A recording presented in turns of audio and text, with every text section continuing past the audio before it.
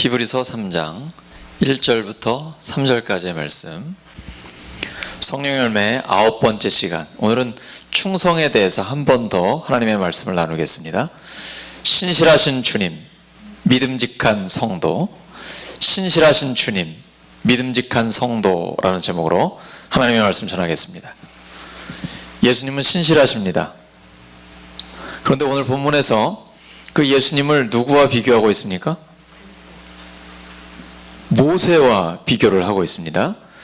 예수님이 신실하신데 모세가 하나님의 온 집에서 신실한 것처럼 신실하셨다라고 예수님과 모세를 비교하고 있습니다. 사실 모세가 형하고 누나한테 비난을 받을 때도 있었습니다. 결혼 문제 때문입니다. 구스 여인과 결혼을 했다고 너 그렇게 해서 되느냐? 라고 형하고 누나한테 혼났거든요. 근데 모세가 백성 전체 지도자입니다. 근데 온유한 사람이기 때문에 뭐라고 안 했어요.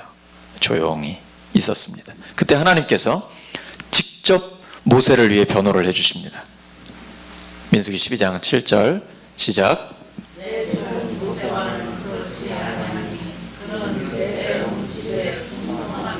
하나님께서 모세를 충성되다고 인정을 해주셨습니다.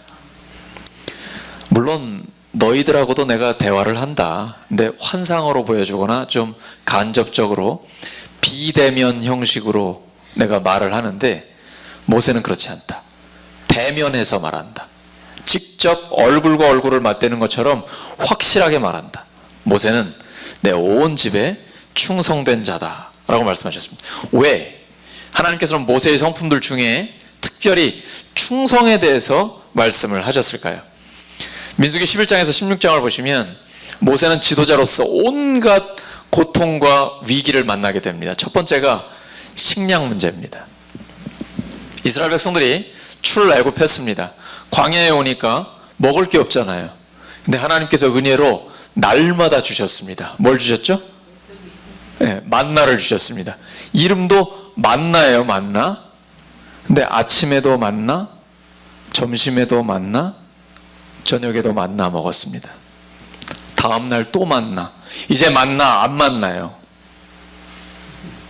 날마다 똑같은 거 먹어보세요.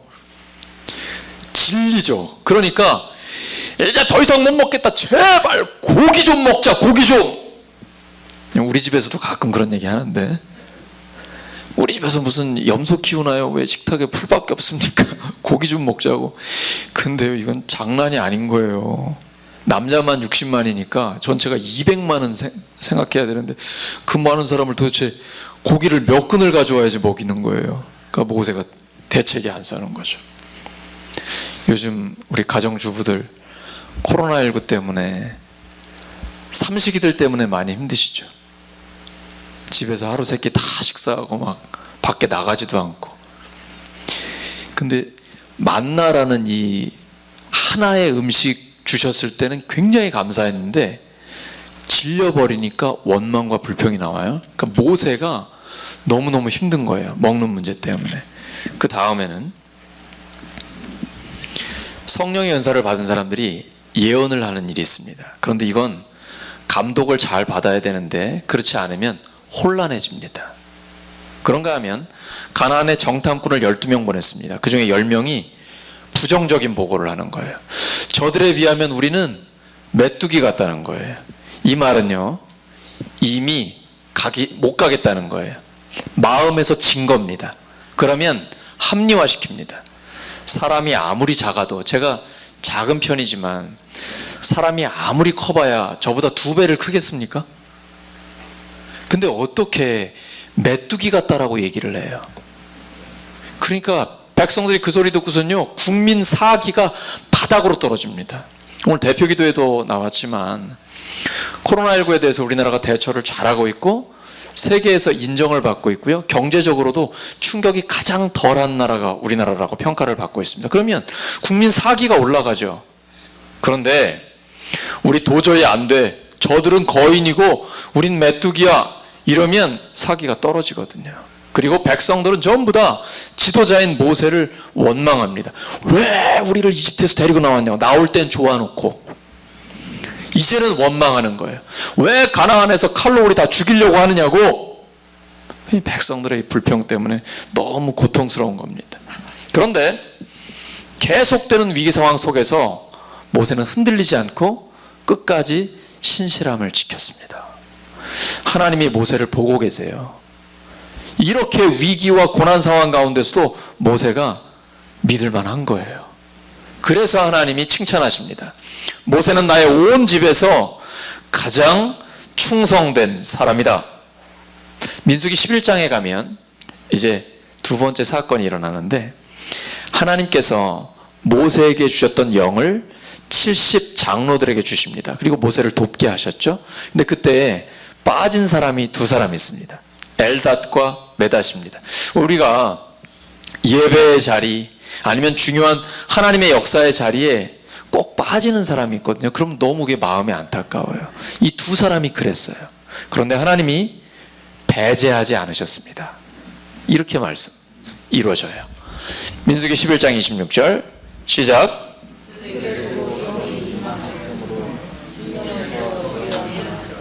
비록 모이는데 함께 오진 못했지만 자기 진영에 있을 때 하나님의 성령이 임해가지고 함께 예언을 하게 된 겁니다. 그런데 모세가 허락한 것도 아니고 모세의 감독을 받은 것도 아니에요. 그랬더니 어떤 소년이 그걸 보고선 모세한테 달려옵니다.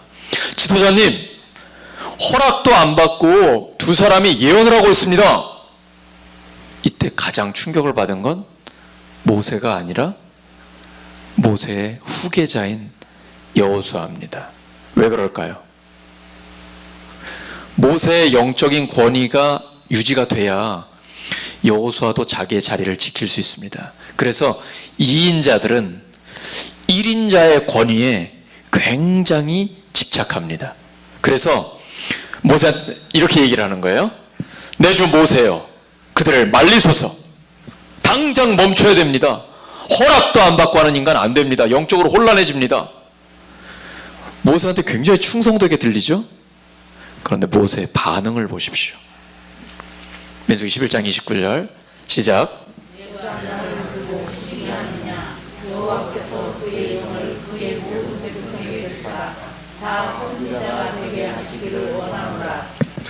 여호수아야, 너 나 때문에 그러니? 나 때문에 그렇게도 하겠지만 사실은 자신의 문제도 있겠죠. 근데 그건 나한테 아무 문제도 안 된다. 나에게 역사하신 하나님이 모든 사람들에게 역사하신다면 나 그건 너무 좋다. 어떻게 나 혼자 하나님의 은혜를 맛보고 살 수 있겠니? 모든 사람들이 성령의 은사를 맛보고 예언을 한다면 난 그거 너무 행복하다. 모세는요, 욕심이 없어요. 성령의 역사를 독점할 생각이 없어요. 장로님, 권사님, 집사님, 성도님 모든 분들이 함께 하나님의 은혜를 누리기를 원하는 거예요. 자기가 독점해가지고 자신의 권위를 강화하려고 하지 않아요. 내가 왕으로 군림하려고 그렇게 하지 않습니다.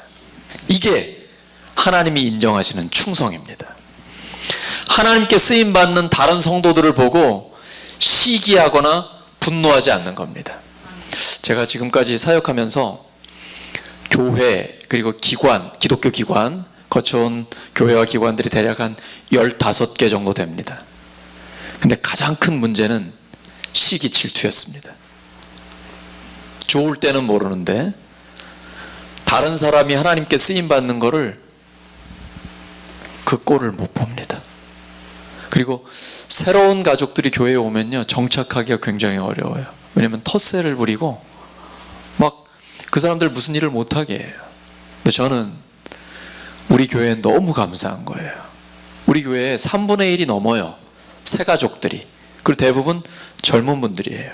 그런데 기존 성도님들, 우리 믿음의 선배들이 후배들을 품어 안아줘요. 특히 이제 뭐 먹으러 갈 때 꼭 전화해가지고 꼭 와야 돼. 사람이 먹는 데서 정이 나잖아요. 그렇게 챙기고 품어주고 격려하고, 하나님은 그걸 충성이라고 인정하십니다. 그게 우리 교회에서 이루어지고 있는 거예요. 그래서 성경 말씀이 우리 교회에서 실제로 이루어지는 걸 보면서 우리는 너무 행복한 거예요.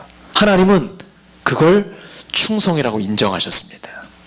얼마 후에 말씀드린 대로 가나안 정탐꾼들 중에서 부정적인 보고를 10명이나 다수가 했습니다. 그랬더니 백성들이요, 이거 도저히 안 된다, 상대도 안 되는데 우리 갈 수 없어, 그러면서 반역을 일으켜요. 그리고 가나안 땅에 가는 거 거부합니다.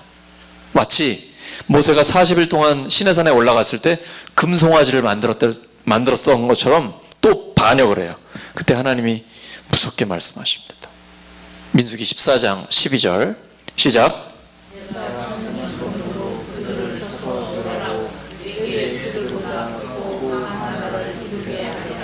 지금 평범하게 읽으셨지만 내용은 엄청나게 무섭죠. 반역하는 백성들 다 죽이겠다는 말씀이죠. 그리고 새로운 나라를 세우겠다는 겁니다. 근데 모세가 이 말씀 참 듣고 좋지 않았을까요? 왜냐하면 이 골치 아픈 백성들 때문에 무지하게 힘들었거든요. 고기 달라고 하지, 물 달라고 하지, 뭐 힘들 때 원망 불평하지. 그러니까 이 백성들 싹 없애버리고 새로운 민족을 세우면 좋잖아요. 그렇게 되면 이제는 아브라함의 후손이 아니라 누구의 후손일까요? 누구를 중심으로 세워요? 모세의 후손이 되는 거죠. 모세는 그런 욕심 없어요. 자기만의 제국을 세우고 내 이름을 날리려고 그런 거 없습니다. 사람들은 모두 다 자기의 이름이 소중합니다. 제가 주보를 만들거나 사무 초계록을 만들 때, 교회 어떤 문서를 작성할 때 끝까지 검토하는 게 이름입니다. 사람이 하는 일이라 완벽할 수는 없겠지만 가능하면 이름은 실수를 안 하려고 그래요. 이름이 빠진다거나 이름이 잘못 적히거나 이런 일이 없게 하려고 그래요. 그건 저한테는 많은 사람들 중에 한 명이지만 그분한테는 소중한 자기의 이름이거든요. 그런데 자기의 이름을 다 소중히 여기고 이름을 내려고 하지만 그거는 충성된 제자의 길은 아니에요. 충성된 제자는 자기를 부인하고 날마다 자기 십자가를 지는 사람입니다. 그것이 바로 예수님이 말씀하신 신실하신 제자입니다. 모세는 하나님의 이러한 제안을 받고 이렇게 대답합니다. 민수기 14장 19절 시작.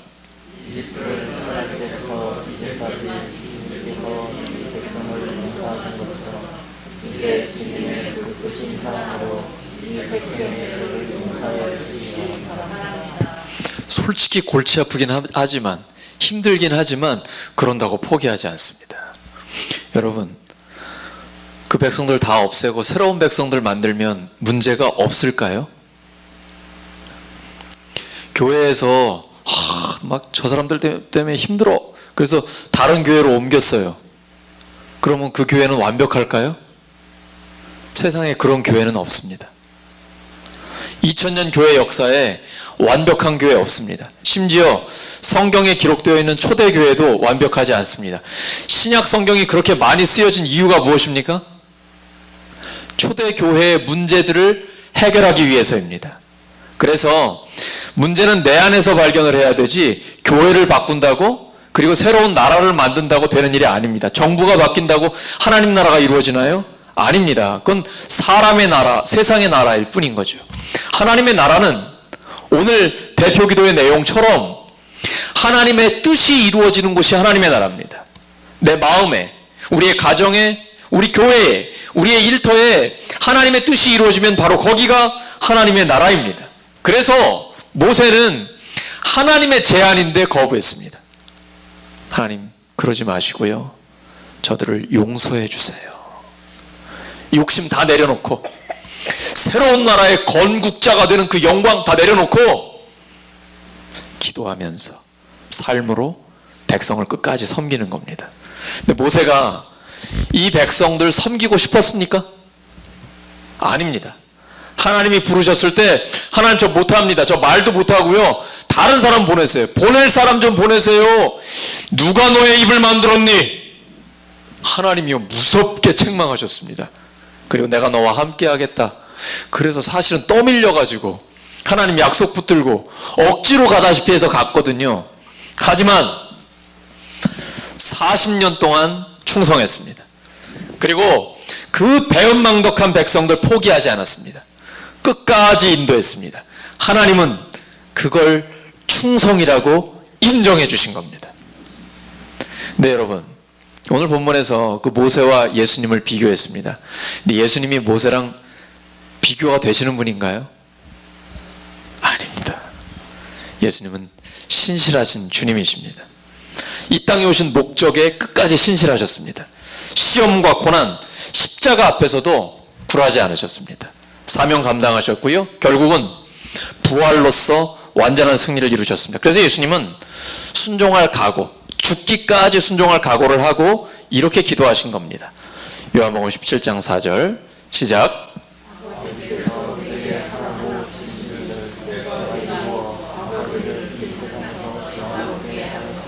아버지께서 내게 하라고 주신 일이 뭐죠? 십자가입니다. 우리도 우리에게 주신 사명이 있죠.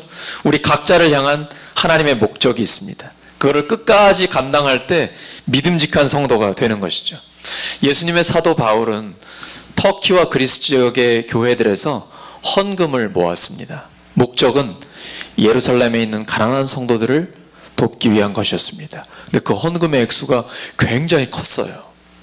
그래서 가지고 예루살렘을 가야 되는데 돈이잖아요. 큰 돈이잖아요. 그러니까 다른 사람들이랑 함께 가야 돈을 지키면서 갈 수가 있죠. 그런데 너무 많이 데리고 가는 거예요. 그때 당시 오늘과 다릅니다. 뭐 비행기를 타거나 기차나 열차 버스 타고 간단히 갈 수 있는 게 아니고요. 걸어서 가야 됩니다. 그러니까 비용이 한 사람만 들어도 엄청나요. 아, 그러지 말라고. 바울, 우리는 당신을 믿는다고. 그러니까 최소한의 인원만 가서 차라리 그걸 헌금으로 전달해 달라고. 바울이 그렇게 하지 않았습니다. 여러 사람들과 함께 갔습니다. 이유를 이렇게 설명합니다. 고린도후서 8장 20절 21절 시작.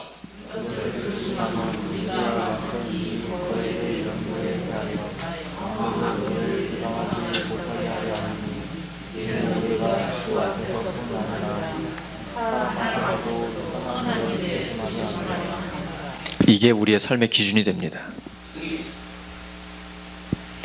주 앞에서뿐 아니라 사람 앞에서도 조심하는 겁니다. 어떤 분들은 다른 교회 이야기지만, 목사님, 저는 교회 올 때 사람 보고 오지 않습니다. 오직 하나님만 보고 옵니다. 맞는 말 같죠? 하나를 놓치시는 거예요. 눈에 보이는 사람을 사랑하지 않는 사람은 눈에 보이지 않는 하나님 사랑하지 못합니다. 요한 1서에 기록되어 있습니다. 바울이 믿을 수 있는 사람입니다. 2000년 교회사의 가장 탁월한 사람입니다. 하지만 주님만 본다고 말하지 않았습니다. 주 앞에서뿐 아니라 사람 앞에서도 선한 일에 조심했습니다. 이것이 충성입니다. 이렇게 사는 사람은 하나님께서도 인정하시고 사람들에게도 인정을 받습니다. 특별히 돈 문제에 있어서 정직함과 책임감을 가지고 살아가는 것입니다.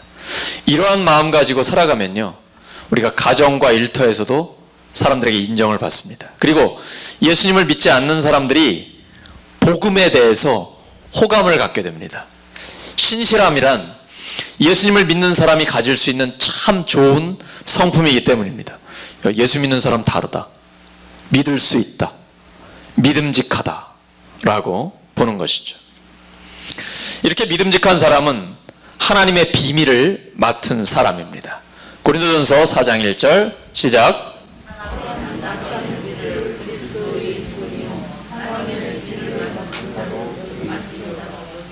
그리고 맡은 자들에게 구할 것은 충성입니다. 여기 맡은 자는 헬라어로 오이코노모스입니다. 그 말은 가정에 모든 것을 맡아서 처리하는 사람입니다. 하나님의 비밀을 맡았다라는 것은 하나님 나라의 모든 것을 맡아서 섬기는 사람을 말하는 것입니다. 근데 하나님 나라의 비밀이 숨겨져 있나요?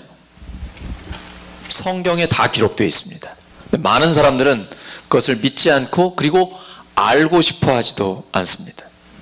세상 사람들은 세상 나라가 전부라고 생각합니다. 하지만 우리는 세상 나라와는 비교할 수 없는 하나님의 나라를 아는 사람입니다. 하나님 나라를 아는 사람들끼리는 깊이 통하는 게 있습니다. 그렇죠? 눈빛만 봐도 알거든요. 그래서 만나면 즐겁고 행복한 거예요. 어제도 이제 교회 청소하고 청소할 때도 요즘은 다 마스크 쓰고 하세요. 저도 마스크 쓰고 성도님들을 다 만나고요. 청소 끝나고 앉아가지고 이렇게 대화를 나누는데 많이 웃고 너무 즐거워요. 그게 하나님 나라를 아는 사람들의 기쁨이거든요. 저는 어디를 가나 하나님 나라를 아는 사람들을 만납니다. 여러분도 그러시죠? 여러분도 어디를 가나 하나님 나라의 백성들을 만나시죠? 그 만나면 기쁨이 있습니다.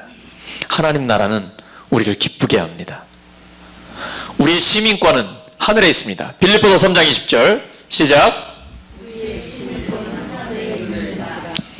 대한민국 시민권이 우리에게 있습니다. 미국 간 사람들은 미국 시민권 따려고 정말 노력합니다. 그리고 굉장히 어려워요.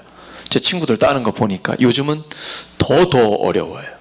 그런데 하늘나라의 시민권이 우리에게 있습니다. 감동이 있으십니까? 하나님 나라를 보는 눈이 열리면 이것은 우리에게 엄청난 기쁨입니다. 이 시민권이 하늘에 있다라는 것을 알면 세상에서 어떤 고난이 와도 흔들리지 않습니다. 왜냐하면 진짜를 알게 됐기 때문입니다. 잠깐 어려움을 겪더라도 영원한 하나님의 나라를 절대 포기하지 않습니다.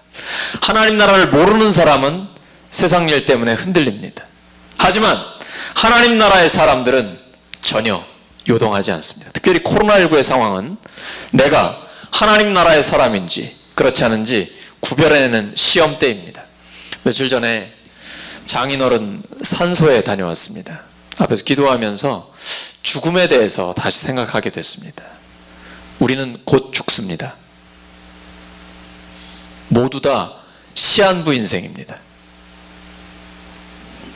1분 1초를 아껴서 변화된 하나님의 사람으로 살아야 합니다. 죽음, 하나님의 나라를 바라보는 사람은 절대 예수님을 배신하지 않습니다. 끝까지 믿음을 지킵니다. 내일 내가 살아있을 것이다. 확신할 수 있는 분 계십니까? 아무도 없습니다. 저는 저희 아버지 어머니 두 분 다 암으로 돌아가셨는데요. 암 판정 딱 받으니까 시한부가 되더라고요. 말기가 되니까 몇 달 못 사신다는 거죠. 삶이 완전히 달라집니다. 근데 우리는 모두 다 시한부 인생입니다. 그 죽음에 대해서 하나님 나라에 대해서 늘 바라보고 의식하는 사람은 세월을 아끼게 됩니다. 한순간 한순간을 하나님 영광 위에 살게 되는 거죠. 노블이라는 영화가 있습니다. 실제 주인공이 크리스티나 노블인데 아일랜드 출생이에요. 엄마가 10살 때 돌아가셨습니다. 아빠는 알코올 중독자입니다. 고아원에서 자랍니다. 근데 그 고아원을 탈출해 나왔는데요. 떠돌다가 그만 여자거든요. 젊은 나이에 동네 청년들에게 강간을 당했습니다. 그리고는 아들을 낳았는데 자기 의사와 관계없이 입양됐습니다. 나중에 결혼을 해서 새 아이를 뒀는데 가정폭력의 피해자였습니다. 참 인생이 험난하죠. 그러다가 1989년 이제 자녀들이 다 크고 나서 베트남으로 갑니다. 이제 월남전쟁 이후에 얼마나 베트남이 힘들었어요? 고아들도 많고 그 고아들을 돌보기 시작합니다. 이 노블이 세운 어린이 재단이 베트남과 몽고에서 돌본 어린이들이 몇 명인지 아십니까? 70만 명이 넘습니다. 노블은 그 힘든 인생을 살면서도 하나님께서 내 인생에 특별한 목적이 있다 잊지 않았습니다. 우리에게도 그렇습니다. 우리 모두에게 하나님의 목적이 있습니다. 옆 사람 축복해 주시기 바랍니다. 당신에게는 하나님의 목적이 있습니다. 예수님을 믿으면 아무리 지옥 같은 상황 속에 있어도 하나님은 선하시고 그 인자하심이 영원하십니다. 이러한 믿음의 고백을 하게 됩니다. 그러면 우리의 삶을 통해 하나님의 목적이 이루어지게 되는 것이죠. 비록 사망의 음침한 골짜기를 다닐지라도 여전히 우리를 보호하시고 사명을 감당하게 하시고 그리고 모든 걸 합력해 선을 이루어 주십니다. 여러분 잊지 마십시오. 모든 걸 합력해 선을 이루어 주십니다. 우리 주님은 신실하신 주님이십니다. 우리 믿음의 선배들도 일제와 공산당에게 엄청난 모진 핍박을 받았습니다. 그런데 끝까지 믿음을 지켰어요. 우리도 일상생활에서 고난을 당할 수 있습니다. 가족 중에 교회 나가는 거 싫어하는 사람이 있을 수 있습니다. 그리고 예수 믿는 사람은 정직하잖아요. 신실하잖아요. 그러니까 세상 가운데서 욕먹을 때 있어요. 왜 너만 그러냐고, 너만 잘났냐고. 그래서 따돌림을 당하기도 합니다. 정직하면 인정받을 것 같잖아요. 신실하면 모든 사람이 좋아할 것 같잖아요. 꼭 그렇지는 않습니다. 그러니까 그런 게 우리의 괴로움이 되죠. 하지만 예수님을 믿는 사람이 정직하고 신실하고 하나님의 뜻대로 살아도 하나님이 성공하게 하십니다. 다니엘처럼 요셉처럼 하나님이 승리하게 하십니다. 괴로운 가운데서도 주님께서 우리를 보호하시기 때문입니다. 끝까지 놓치지 마세요. 그렇게 힘들고 어려울 때 어떤 사람은 하나님 나라가 희미하게 보이지만 어떤 사람은 환하고 분명하게 보입니다. 가끔 하나님 나라를 보는 사람이 있지만 항상 하나님 나라를 보는 사람이 있습니다. 그 차이가 신실함의 차이를 가져옵니다. 그러면 어떻게 하나님 나라를 보는 눈이 활짝 열릴까요? 어떻게 하면 하나님 나라를 보는 눈이 활짝 열릴까요? 기도하면 됩니다. 오늘 저녁부터 다니엘 기도회 시작합니다. 가장 중요한 기도의 제목이 뭘까요? 먼저 하나님 나라와 하나님의 의를 구하는 겁니다. 그러면 하나님은 점점 더 확실하게 열어주십니다. 예레미야 33장 3절 시작.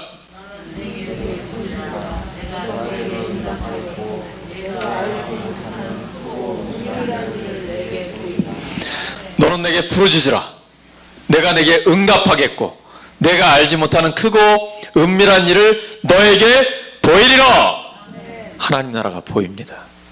집에 있어도 일터에 있어도 늘 주님과 동행하는 것을 실제로 확신하게 됩니다.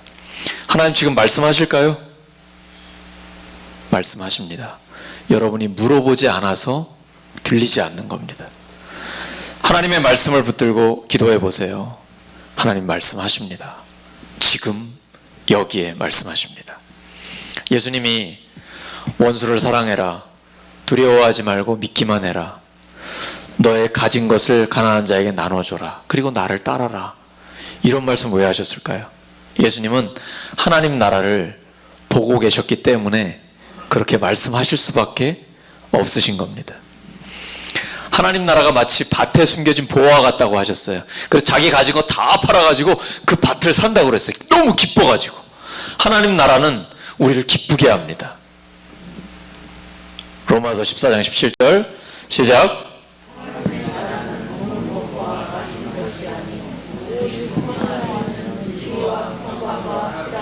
하나님 나라는 그 특징이 기쁨입니다. 혹시 여러분 기쁨이 사라졌습니까? 심각한 영적인 문제입니다. 하나님의 나라는 그 안에 기쁨이 있습니다. 세상이 주는 기쁨과 다릅니다. 하나님 나라가 나의 것이기 때문이에요. 이걸 위해 예수님이 죽어주셨습니다. 그리고 부활하신 주님이 우리와 함께 하십니다. 저희 가족이 한 10번 정도 이사를 했는데 완전 지하방에도 살았고 작은 방들에 살았습니다. 그러다가 일산 고양시 쪽에 신축 아파트 11층에 입주를 하게 됐어요. 물론 전세였지만 이제 그때 그 옆에 제가 근무하던 학교가 있어가지고 입주를 하게 됐어요. 아직 입주를 안 했는데 너무너무 좋은 거예요. 들어가지도 않았는데. 왜냐면 늘 작은 방들 그렇게 살다가 야 크더라고요. 24평 하니까 우리 초등학교 다니고 어린 딸이랑 내 식구가 들어갈 걸 생각하니까 너무너무 좋은 거예요. 들어가기 전에. 제가 우리 교회 막 부임했을 때 차가 15인승 그레이스였죠. 그 차 어떤 차인지 아시죠? 제가 처음 그 차를 타고 처음 탔습니다. 타고 논산을 가는데 중간에 구룡쯤에서 딱 쓴 거예요. 도로에서 그냥 쓴 거예요. 예고도 없이. 난리 났어요. 빵빵거리고 사고 나기 직전이었거든요. 그때 이제 그 박태광 장로님한테 전화 드려가지고 그걸 견인해서 갔는데, 그런 차를 몰다가 이제 새 차를 뽑잖아요. 근데 뽑기도 전에 벌써 기분이 좋더라고요. 우리는 뭔가를 얻기 전에 기쁨이 먼저 와요. 기대가 있거든요. 예수님 믿는 사람의 기쁨은 그런 기쁨이에요. 우리는 하나님 나라를 맛봐서 알잖아요. 예수님을 믿고 너무 좋잖아요. 그런데 죽으면 훨씬 더 좋습니다. 예수님과 더 가깝기 때문이에요. 예수님이 다시 오시면 완전히 좋습니다. 하나님의 나라가 온전하게 이루어지기 때문이에요. 그 기쁨을 우리가 갖고 있는 겁니다. 실제로 교회에서 이제 함께 일을 하다 보면 능력 있는 분들이 일을 잘 하십니다. 근데 믿음은 좋은데 능력이 없는 분들이 있거든요. 그런 분들은 좀 더디기도 하고 때로는 답답하기도 해요. 그런데 멀리 보면 진짜 예수님의 일꾼은 하나님 나라를 바라보는 사람이에요. 비록 좀 재능은 없고 능력은 없어 보여도요, 하나님이 그 사람을 통해 일하십니다. 그리고 멀리 보면 일에서도 탁월해집니다. 그런 사람이 믿음직한 성도인 것입니다. 오늘 말씀 정리합니다. 하나님의 능력은 약한 데서 완전해집니다. 옆 사람 축복해 주시기 바랍니다. 하나님의 능력은 약한 데서 완전해집니다. 이 능력에 쓰임받기를 원하신다면 확인해야 될 게 있습니다. 나는 신실하신 주님을 따르고 있는가 확인해야 됩니다. 두 번째 확인할 게 있습니다. 사람들에게 믿음직한 성도로 인정받고 있는가입니다. 신실하신 주님을 따르면 믿음직한 성도가 됩니다. 성령님께서 나를 그렇게 만들어 주십니다. 우리 모두가 늘 신실하신 주님과 동행해서 믿음직한 성도로 사시기를 예수님의 이름으로 축원합니다.